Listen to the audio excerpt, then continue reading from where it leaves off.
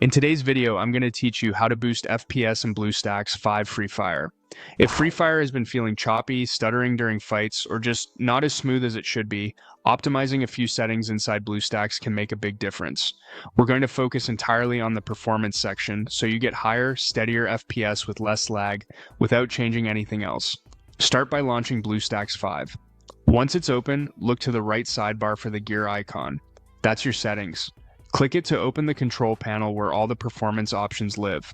From here, head straight to the Performance tab. This is the place where Bluestacks decides how much of your computer's power to use for Android games like Free Fire. Now let's dial in the key settings. First, CPU allocation. Set this to high and choose 4 cores if your machine offers that option.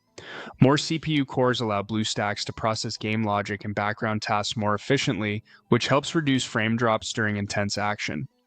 If 4 cores aren't available, just pick the highest option you see. Bluestacks only shows choices your hardware can handle. Next, memory. Set RAM to high, ideally 4 GB or more.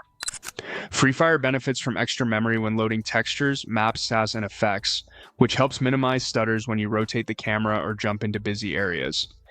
Keep in mind that this reserves more memory for Bluestacks, so make sure your PC has enough overall RAM to spare. For performance mode, choose high performance. This prioritizes speed and responsiveness inside the emulator, trimming anything that might slow the game down. It's the most aggressive setting for smooth gameplay and usually delivers the most noticeable uplift. Now, enable high FPS. With high FPS turned on, move the FPS slider to 60 FPS or 90 FPS if your setup supports it. 60 frames per second is a solid target that feels smooth and consistent for most systems. If 90 is available and your display can keep up, it can look even smoother, but it does demand more from your CPU and GPU. If you don't see 90, don't worry. 60 is still excellent and very stable. When you're done, click Save Changes. Bluestacks will need a restart for these settings to apply. Go ahead and restart. After Bluestacks comes back up, launch Free Fire and pay attention to aiming, camera movement, and busy team fights. You should notice quicker responses, fewer dips, and a much steadier frame rate. That's it. By adjusting CPU, RAM, performance mode, and FPS, you've tuned Bluestacks for smoother, higher FPS Free Fire. Enjoy the upgrade and happy gaming.